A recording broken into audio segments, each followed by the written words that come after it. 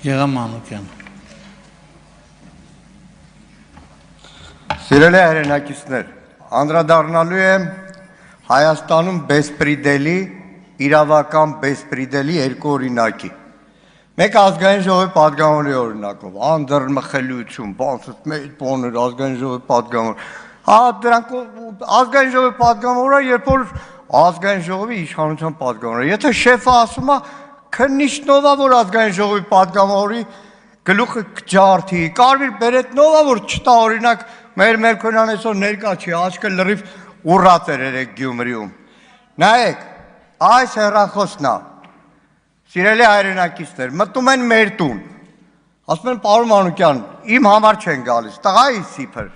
պարոն Մանուկյան, հեռախոս ասեմ ազգային ժողովի պատգամավորը հեռախոսա չեմ տալիս, 20 րոպե հետո գաղթագողի շեֆը զանգում է բան, Այվազյան ազգանունը, լավ հիշում եմ, մեկ էլ հարձակվում են վրաս, բալկոնում իրար ենք տալիս, գողանում են հեռախոսս, 10 օր պահածա քննչականում, դադախազին նամակ եմ գրում, ասում տիկինը դադախազ, ազգային ժողովի պատգամավորը հեռախոսա գողացել, քննչական կոմիտեի ծառայողը, ինչ անում դատախազը տաղան, գոնե դրան մտքով գոնե մտածեք, բողոքս ուղարկում է հանցագործության մասին հաղորդում ես, ուղարկում է քննչական կոմիտե, ոչ թե քննչականին վերահսկող, ասում են այնտեղ հանցանք չկա, երկրորդը 10 օր առաջ բոլորից զգուշացնում էի, բոլորիդ գաղտնալսում են,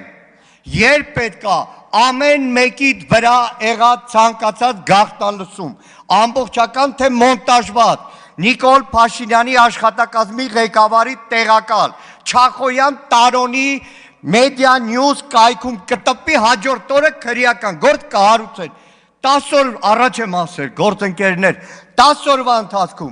Արագածոտի թեմի առաջնորդ, Արագածոտի թեմի հոգևորական, մեդիա նյուզ կայքում գաղթի ձայնագրության հիման վրա այսօր տարել փակել են բանտում, նորից եմ զգուշացնում,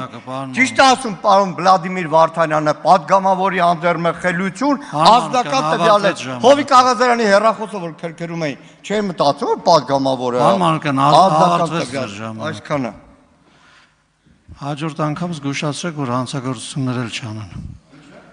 Դե որ չանեն հանցագործություններ էլի,